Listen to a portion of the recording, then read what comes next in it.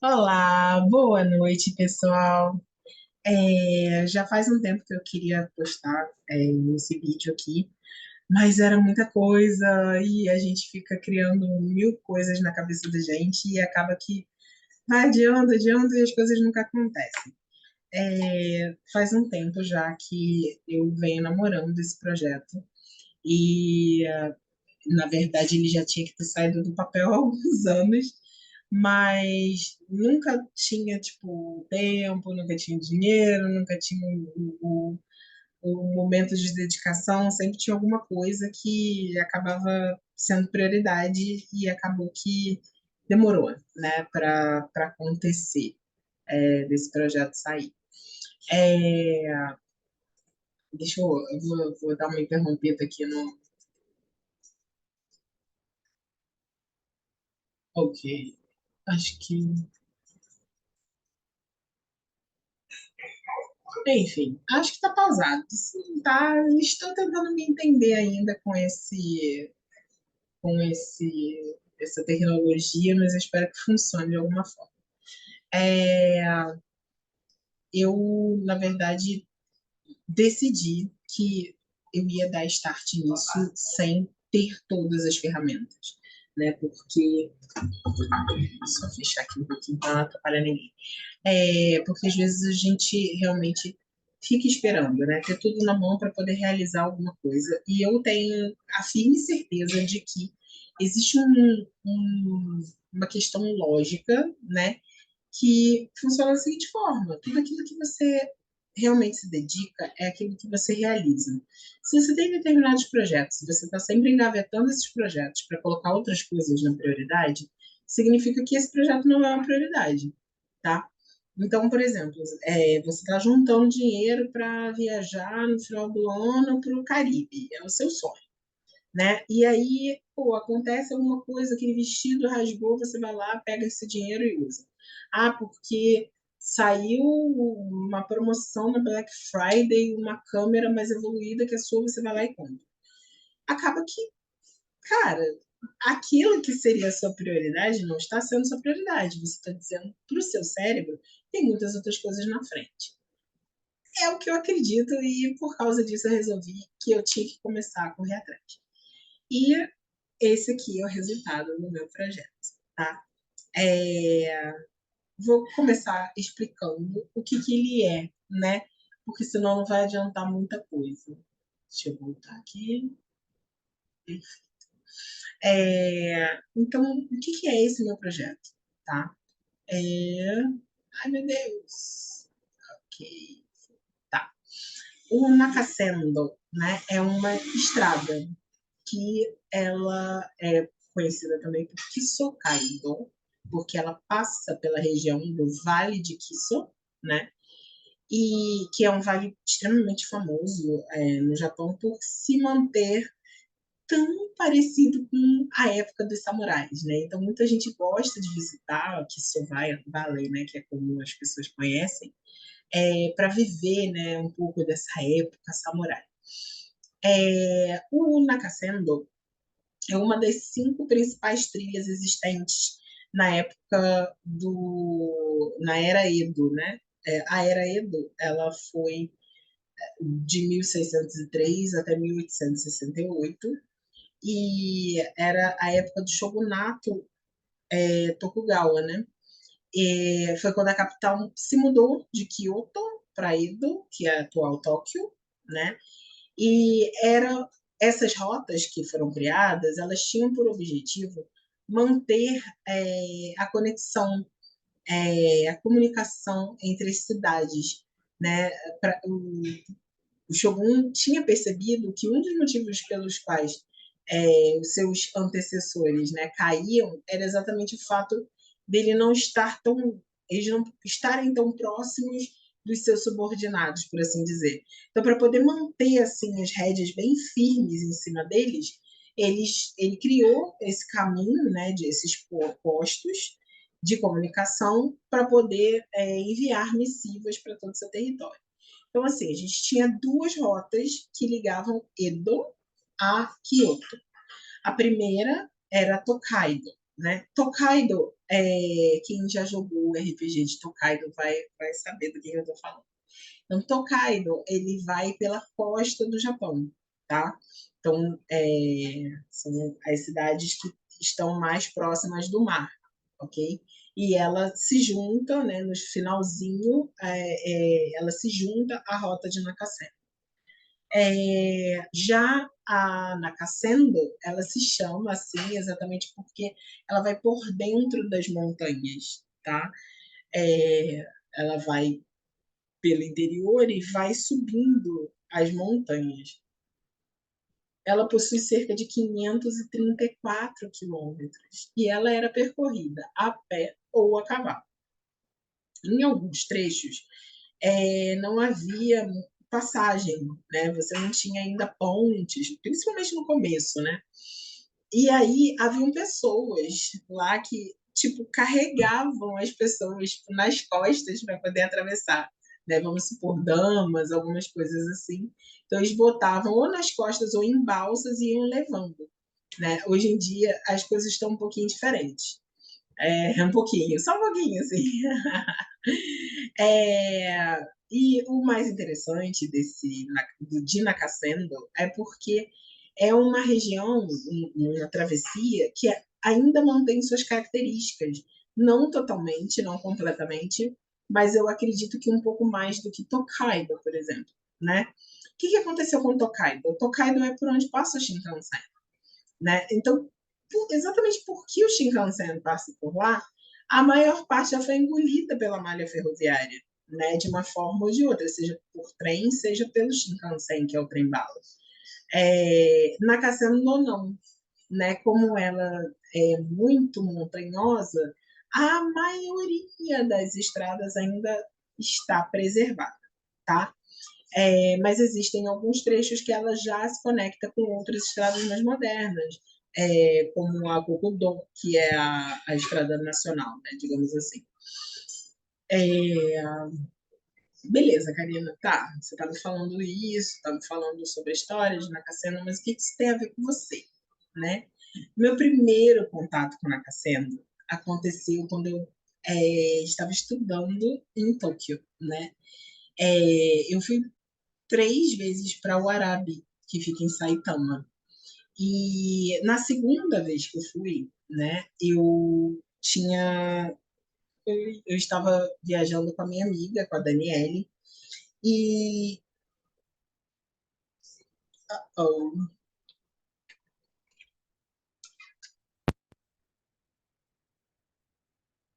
Tinha saído, independente de eu estar sem o fone. Mas enfim, vamos rezar. Qualquer coisa a gente grava de novo, não tem problema. Enfim, a, eu ouvi falar sobre Nakasenda nessa segunda viagem que eu fiz, né, ao Japão com a Daniele. E a gente tinha pedido, tanto ela quanto eu, tínhamos pedido algumas encomendas. Na verdade, eram coisas, né, coisas que a gente precisava, que a gente tinha comprado. A gente comprou com antecedência, pediu para entregar lá na República que a gente morava. Mas as, para as duas, né, a encomenda chegou e a gente não estava em casa. E a gente recebeu uma cartinha de comparecimento ao correio para poder buscar essas coisas. Só que assim, eu não fazia ideia de onde ficava o correio, porque nunca tinha precisado, né, desse serviço. E eu não sabia para quem pedir no dia, né, especificamente. E por acaso um rapaz, né, que é da Escócia, perguntou se a gente queria que ele levasse a gente lá. Eu fiquei super agradecida, né? Poxa, que legal, tal. E aí ele foi dando uma aula sobre o Arabe, sobre a cidade, sobre a vida dele no Japão e tudo mais.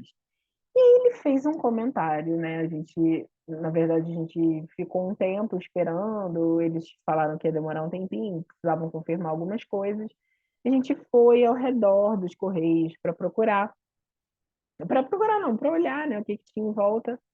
E aí ele apontou para um bueiro, na minha cabeça parecia um bueiro no meio da rua, e ele falou assim: "Ah, aquele ali é um marco". E aí eu olhei assim pra cara dele: "Marco de quê?", né. Aí ele falou assim: "Ah, porque dizem que aqui em Uarabe passava uma estrada que levava de Tóquio a Kyoto". Aí eu falei assim: "Ai, que legal, né, então, tipo, você podia ir de carro de Tóquio para Kyoto?". É ingenuidade. Ele: "Não, as pessoas iam a pé".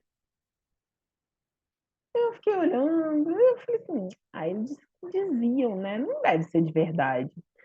Mas, assim, no fundo da minha cabeça ficou assim: "Gente, mas por que tem um marco no chão? Tem alguma coisa estranha", né. E aquilo ficou muito tempo na minha cabeça, mas eu meio que não dei tanta atenção, não fui pesquisar nem nada. Pra mim parecia que era uma lenda, não parecia que era uma coisa, assim, real, né.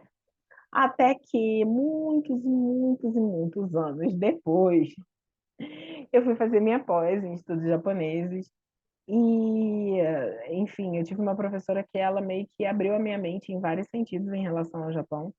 Ela me apresentou, assim, várias coisas que eu poderia ter aproveitado muito quando eu estava lá, mas que realmente eu não tinha o menor conhecimento. E uma delas foi a questão dos Gochuin, né. Eu já colecionava, sutampo, né, sutampo, carimbo.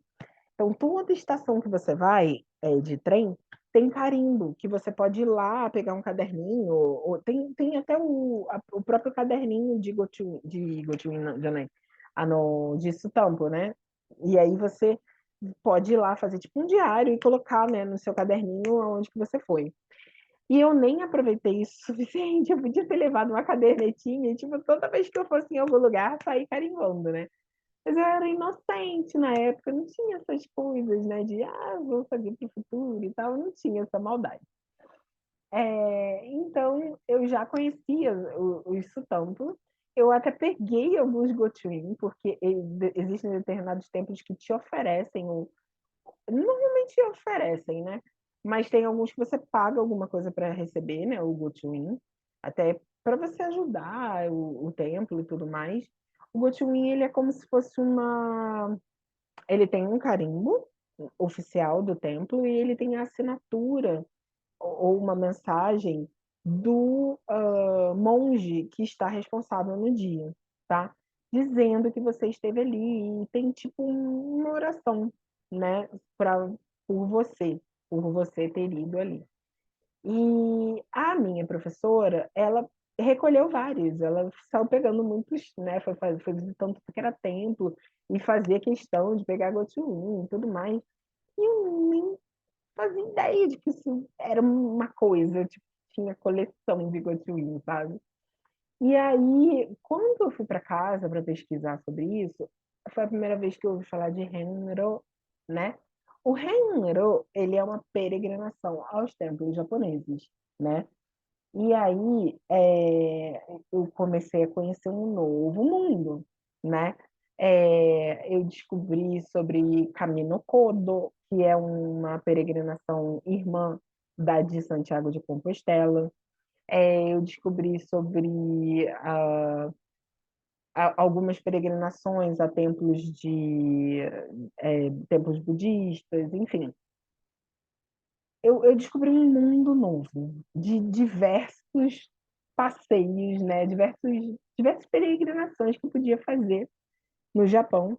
E aí, de repente, me veio aquela luz, eu falei: "Espera aí, além dessas peregrinações, eu lembro que tinha uma caminhada que você podia fazer, tinha tal estrada, será que essa estrada realmente existe?".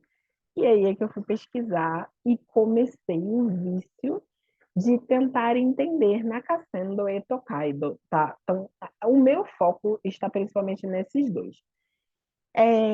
Por que eu decidi começar por Nakasendo, né. Eh, Nakasendo teoricamente não deveria ser minha prioridade, porque é a mais difícil, a mais longa e é com mais elevações, né. Mas, apesar disso, né, apesar de, tipo, poder muito bem começar por umas outras e ir me preparando e tudo mais, ela é a que mais me interessa, porque foi lá que eu conheci essa história toda, né? Foi em Warabi, né? Então, tipo, eu já estive na Cassandra sem saber e eu não aproveitei tudo que eu podia aproveitar. Então, eu quero poder, de novo, né, cruzar essa estrada e, tipo, seguir direto. Porém, né? Porém, vamos lá. Existem algumas coisas que eu quero muito ver, né, em Nakasendo. Eu quero poder ver a natureza, porque, cara, ela é repleta de natureza, ela tem caminhos e montanhas e florestas e muita coisa bonita. Tem todos os templos que estão ao longo dela, né? E não só os templos, eu sou apaixonada por Jizo, que é uma figura de Buda que parece uma criancinha, né? E Jizo é o protetor dos peregrinos. Então, assim, vai ser minha paixão encontrar com eles pelo caminho, né? Eu já tenho muitas fotos de Jizo, mas eu quero mais, não vou sossegar.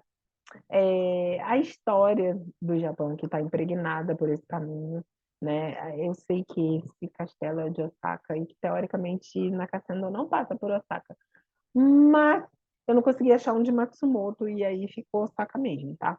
Mas o objetivo o principal castelo que eu quero visitar é o de Matsumoto, né? Mas assim, a gente vai passar, a gente, eu, né?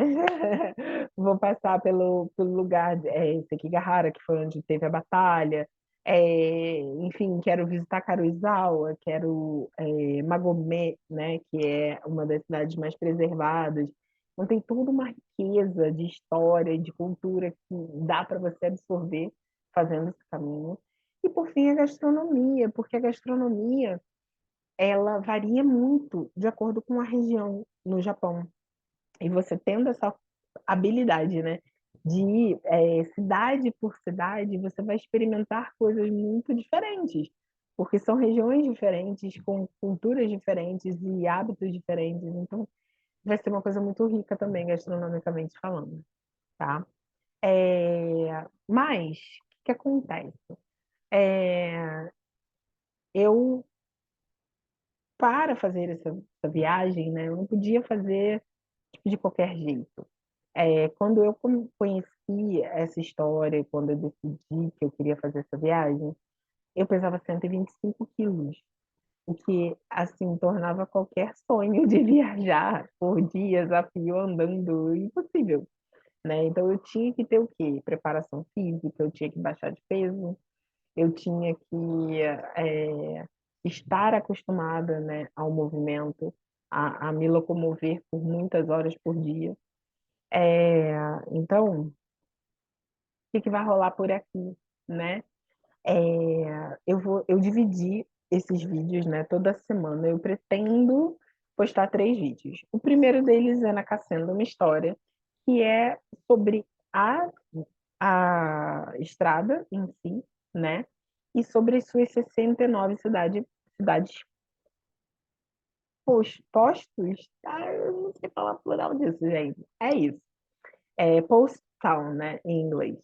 Então, eu vou falar um pouquinho sobre cada uma, sobre o que cada uma possui, quais foram as mudanças que aconteceram nela, o que tem de interessante para ver, tá? Vou fazer um segundo vídeo, que é sobre a preparação para os 534 quilômetros. Então, toda semana eu vou atualizar vocês sobre a minha rotina de exercício, sobre como eu estou me alimentando, o que eu tenho feito de treino real, né? Além da musculação e tudo mais, e alongamento, etc. E, por fim, as dicas de viagem para o Japão. Né? Eu já estive no Japão 4 vezes. A princípio, eu sempre fui para estudar, tirando a última viagem, que a última viagem eu falei, não quero saber de estudo, eu só quero saber de curtir. E eu acho que foi quando eu vi menos coisa, tá? Porque, bem ou mal, quando você está estudando, você tem um grupo, você tem é, eventos, né, da própria escola e tudo mais, e você acaba como é que a gente diz? Se expondo a muito mais coisas do que você se expõe quando você está indo sozinho, né? Mas, de qualquer maneira, eu tenho muitas dicas para dar sobre lugares, sobre o que levar, sobre como levar, e vou também falar sobre um pouquinho das dicas que eu tenho pescado por aí para viajar de mochilão, né, para fazer essas caminhadas aí, tá bom? Então eu espero que vocês acompanhem, eu espero que vocês curtam, e a gente se vê no próximo vídeo, que vai ser exatamente sobre a preparação. Um beijo e até a próxima!